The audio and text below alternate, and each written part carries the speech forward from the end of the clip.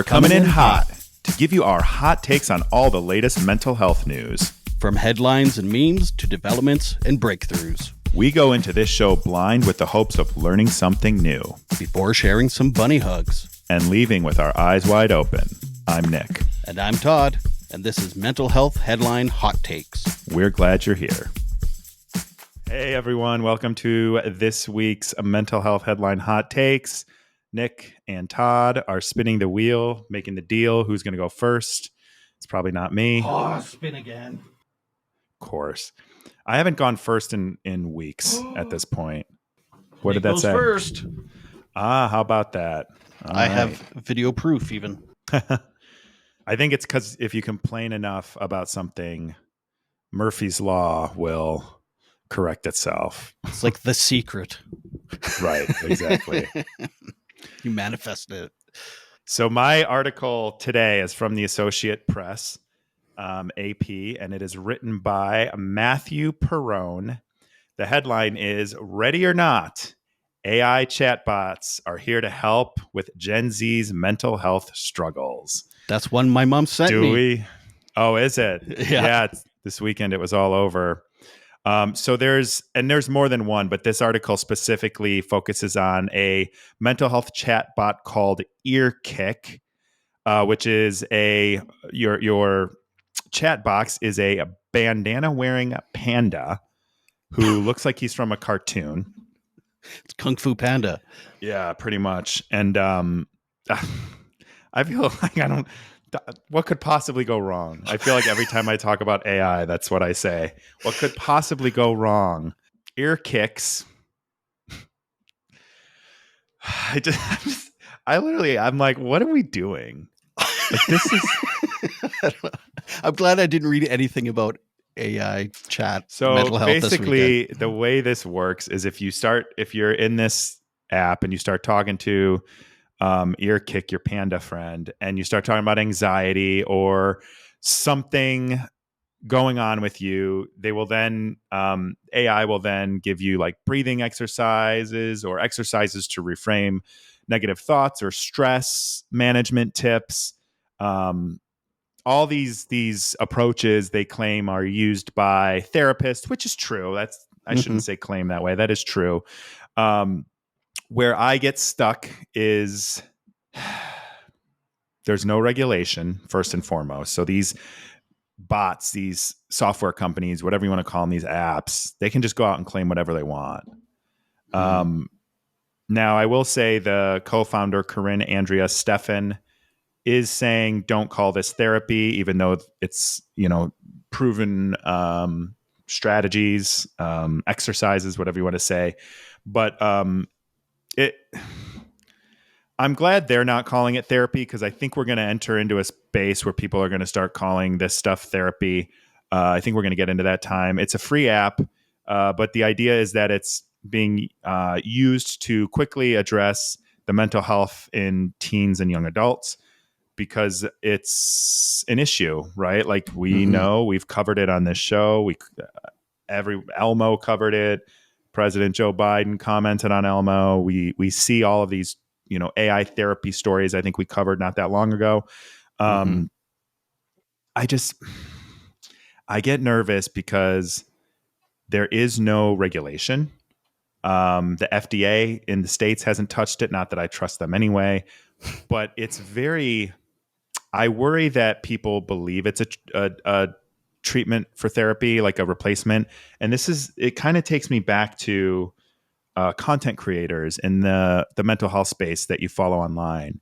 And, the therapists, psychologists, they all have codes of ethics that are old and not updated with modern technology, but there's some stuff in there that you can kind of use and apply to be ethical in these spaces. There's nothing for AI therapy chatbot pandas. There's nothing, right? So these companies can make these claims, market to these people who are in some cases desperate, at a best case just looking for some support. The fact that they're free, like I think that is good. It democratizes help and exercises, though I won't say it democratizes therapy. So there's like a place for it, but there needs to be regulations. And just like I was going to say on the social media piece, all therapists say, or they're supposed to say, that this is not a replacement for therapy. My social media content, my podcast, whatever that is not a replacement for therapy. And I feel like that needs to be front and center with these bots because there is no regulation. And I feel like, how do you regulate an AI generated panda bear? With Like, more AI. That's probably what's going to happen. So I think we need to regulate this stuff. And the EU, actually, I just saw today, and this is unrelated specifically to this, but the EU has some pretty staunch legislation in place about AI that it's looking like it's going to pass. And granted, there's some like fluffy stuff in there because I don't think anyone knows how to regulate it. I've actually been looking to have someone on my podcast that wants to like deep dive into AI and answer all my questions about this. Someone who's kind of like on the forefront of it. If anyone knows anyone, send me that, because I don't know where to start or who to have that isn't going to come in with a bias, right? But have you considered interviewing AI? Having a discussion with AI? I don't want to do that. I use AI, like I use it to help me with some stuff every now and then, or to like summarize a really long article or whatever. But I don't want to have a conversation with it. I'd like to keep that boundary. Okay. But just the fact that these technologies are using human generated data to mimic human language, to mimic that approach. I saw a headline earlier. I thought about doing two stories. Well, I shouldn't say that. I saw a headline earlier about people like feeling emotionally attached to their AI chatbot. And this is where it's like, the therapeutic relationship in a therapeutic relationship in therapy is super essential. And I know you know this too. You have to trust that person. You have to have respect for that person, and they have to respect your autonomy. And there's so many things that go into that. And with AI, like, you don't have any of that. And then you don't have the ethical codes of what a therapist can and can't do, or can and can't say, or how they should or shouldn't behave when working with a client. You don't have any of that. And then if you want to go, even further down, and I think we've talked about this before, but like, what happens when the AI tells this person, like, I can't help you anymore. There is something wrong with you. That I'm diagnosing you with this. Like, do they have the guardrails in place to stop that? Space Odyssey 2000-ish. Mm-hmm. Yeah, I know. Yeah. And the way AI works is like, it's generative. So it thrives on more and more information. That's when it gets smarter. It's not, it's generating from everything that's like on the internet, right? So that's how it works. But there's also things on the internet that are contributing to, a potential diagnosis, right? I mean, you got people calling each other narcissists, and you have this disorder and this disorder all the time. So like, I don't know. I like the concept of giving people like in the moment support. I like that. I know I have friends that have looked at AI therapy apps for development, for apps that already exist. In theory, I like it. I don't like the wild, wild west nature of it all. Right. Yeah. As is, if it goes no further, then it might be a helpful tool. But 2 years ago, AI art looked like scrambled mess of nothing, and now they're doing like photo quality stuff. So it moves quick. Did you see Google's fiasco a couple of weeks ago? I'm not sure. I don't think so. Oh my God, you got to look it up. You look up. I think it's like, if you look up woke Google AI images, it's wild. Oh, okay. So they shut it down. They shut it down after like a day because it was producing historically inaccurate images that you're just like, what the is going on here? What is or if you real? look at the ones from like a year ago where people have like 7 fingers. Yeah, and exactly. Extra teeth. So, I mean, this time next year, these apps that seem good right now could be so more sophisticated and like, It's well, let me put it this way. So I'm in software, right? Most software companies now have a chatbot on the website. Mm-hmm. And the goal of that chatbot is to answer questions for whoever's visiting that maybe they're not ready to talk to a sales rep yet. But it only goes so far. And then it's Mm-hmm. like, if you need more details, now we've answered your first 5 questions. Now, if you need to get any further into it, I got to get you to a sales rep. So Right.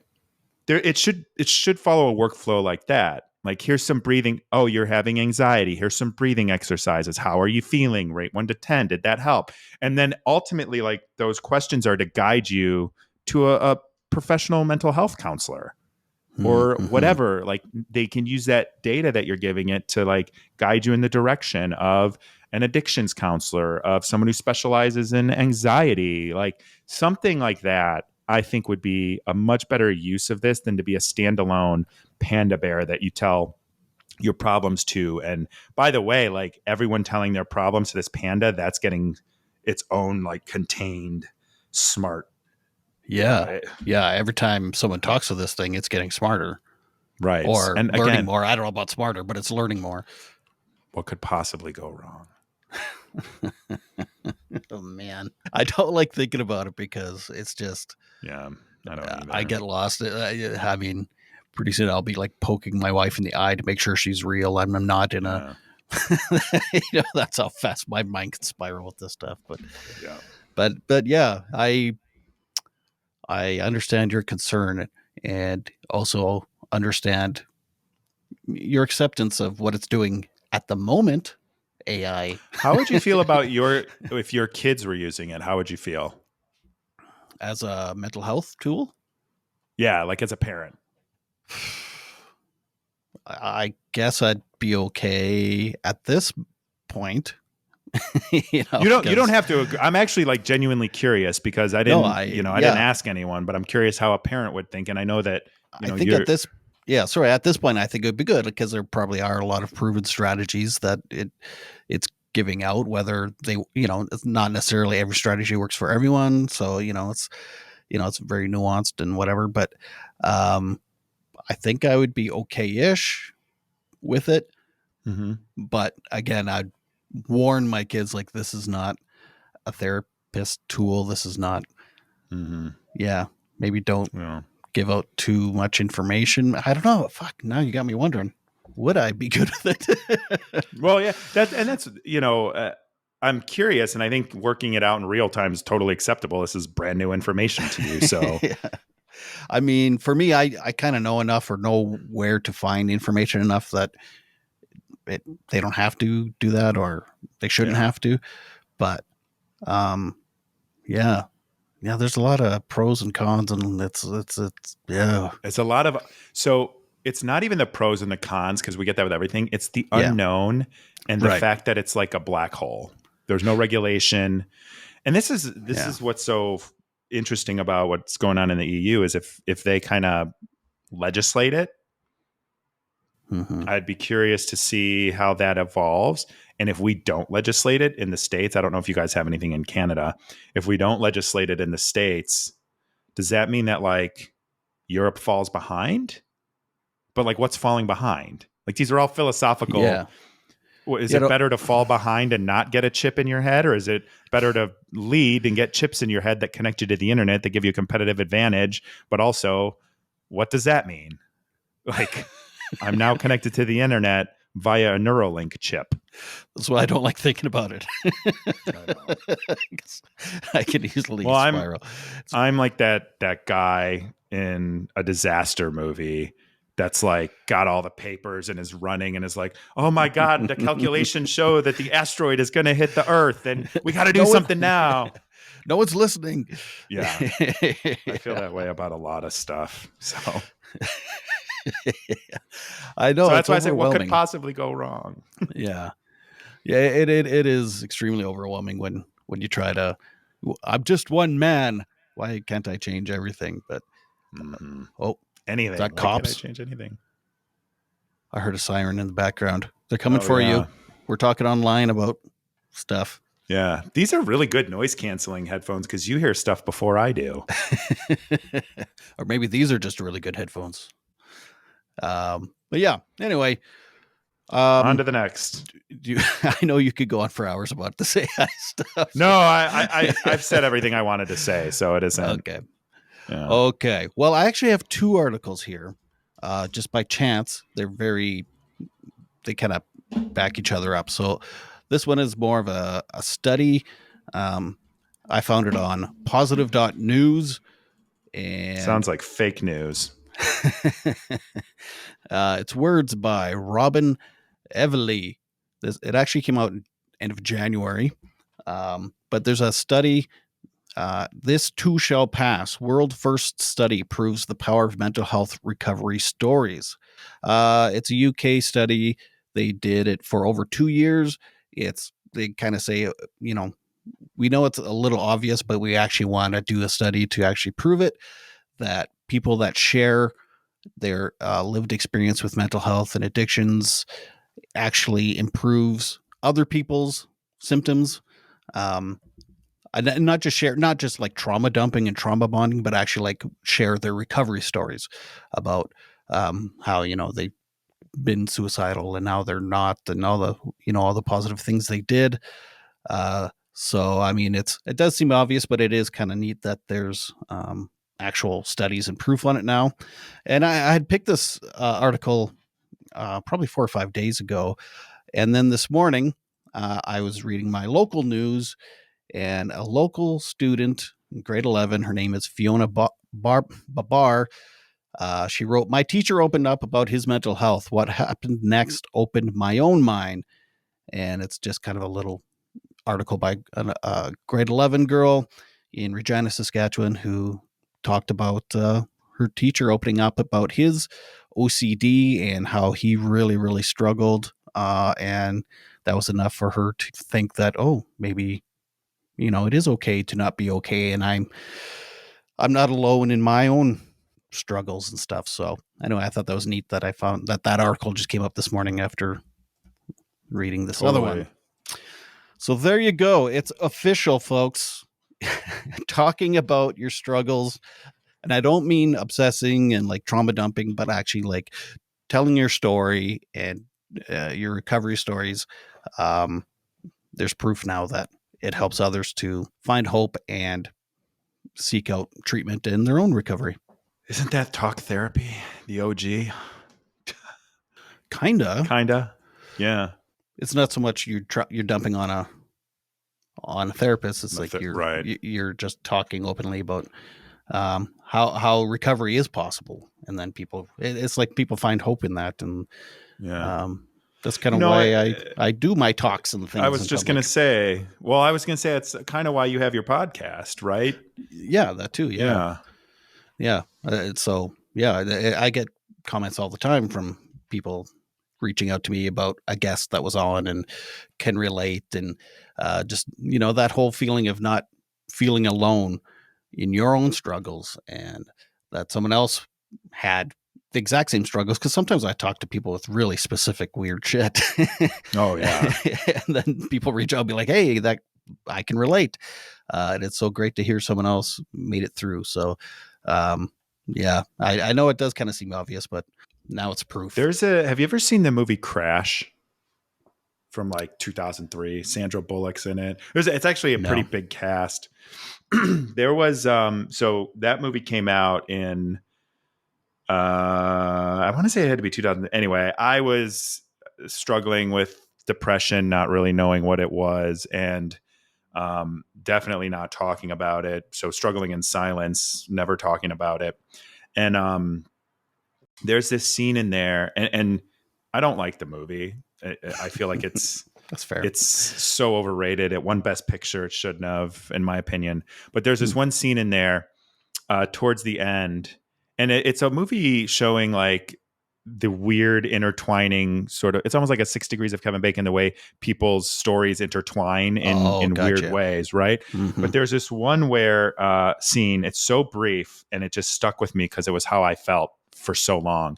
And Sandra Bullock's on the phone with who should be her best friend, right? Who she considers her best friend. And she says something along the lines of, again, it's been 20 years since I've seen this, something along the lines of, I just feel alone, right? I just feel lonely, alone, and like it's things aren't right, something to that extent. And her friend was just like, basically like, okay, well, I'll see you, blah blah blah blah blah, and I'm gonna just continue shopping. It was like, I'm probably butchering this. Everyone can go watch it, but the gist is she was for the first time saying to her best friend that she didn't feel right, and her best friend just kind of like didn't even acknowledge it.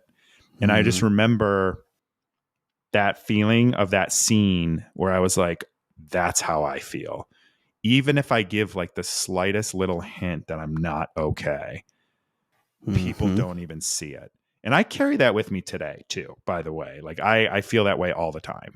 And so what I think is a lot of times, and I got certified in this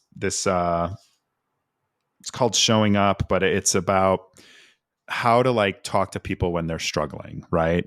And I just think people don't have the skill set to like really listen and empathize. And I know people in my life, especially the last few years, like they don't get it. They don't understand how isolating it's been and all of that stuff. And my trauma response and toxic trait is to, when I feel at my worst, I withdraw and then I start worrying about other people. So Right. it's like, I start, you know what I mean? I send, I'm wishing someone would text me to see how I'm doing. So I go text someone else to see how they're doing. Like that is my coping mechanism, and it's not the best. And I know that, but I actually kind of just started realizing that recently. But my point is, I think people just want to be heard and they want to be acknowledged and they want their experience to be validated. And as a society, like we're not equipped to do that for one another. So when someone does get that experience, it's so unsurprising that it is helpful. Do you know what I mean? Absolutely. Yeah. And even when you were a guest on my podcast, when we first talked, I told you about, I had suicidal ideation and whatever. And then you actually thanked me and said, I've never talked about this openly really, but then you talked about how you had suicidal thoughts and stuff. And it's just like, it's almost it's probably different for everyone, but for some people, it's almost like it gives you permission. It's like, oh, I can talk about this and it's not the end of the world, or not weird stuff happens. So, for some, it's almost like giving permission. For others, it's just not feeling alone and knowing that there's hope. I have a friend that has a podcast, giving voice to depression. And she's done 300 episodes or something. And for every guest, she'll say, how does depression feel for you? And she actually made a little movie, a little 10-minute movie with her findings. It's almost like research in a way. And it's almost word for word people's answers. It's like, I feel so alone. I feel like I feel useless. I feel like, and there's all these phrases that repeat over and over and over and over and over again. So it's almost ironic in a way that everyone like a word cloud. What's that? A word cloud. Like if you gather 100 people and I feel useless, I feel lonely, and it takes the ones that are said the most and like makes them the bigness. So what's depression feel like? Loneliness, usefulness might be the two biggest words, and then the other ones are, you know what I mean? Right. Yeah. But it's almost ironic that people feel alone when so many people are depressed and feel that same loneliness. You know what I mean? It's like, but you're not alone because everyone's feeling this same symptom. It's almost ironic, but that's the stigma, right? Yeah. That being said, when I am not feeling well, it's just the nature of the beast, and I don't talk and reach out as much as I would normally, or talk about my struggles. But me neither. But when I am feeling good and I talk about recovery, or I have guests on the podcast talk about recovery, it's nice to get messages knowing that people are listening and finding hope. Maybe we should have named the podcast Finding Hope. Headlines, hope and headlines. It'd probably be headlines and hope. Except we don't always end with hope. I was just going to say that. Quite often we end up sad. Yeah. My last story is basically Skynet's infiltrating our mental health and taking over the world. So, but we have hope they won't. Yeah, right. I don't actually. I think that's. You hope they do? Oh no, I hope they don't. I fear they do. Yeah. Right. Yeah. Well, anyway, that's all I got to say about that stuff. No, I think that's good. Okay. I think people should talk to one another more. That's the point of my podcast. It's not even, it's different topics sometimes, but Mm-hmm. it's all about giving people space to talk about what they need to talk about, share their experience. That's right. Yeah. Yeah. Don't be scared to talk. Yeah. Can all learn from each other. If you want to talk to us, you can reach out to us and give us an article or a topic. Feel free to reach out to us with whatever you want to talk about. Find us on our socials, which is in the show notes. I'm assuming they're below me. Anyway, great show, buddy. And yeah, we'll see you next week. Awesome. We'll see you guys then. This has been our mental health headline hot takes. We're so glad you came. Remember, when you heal yourself, you heal the world.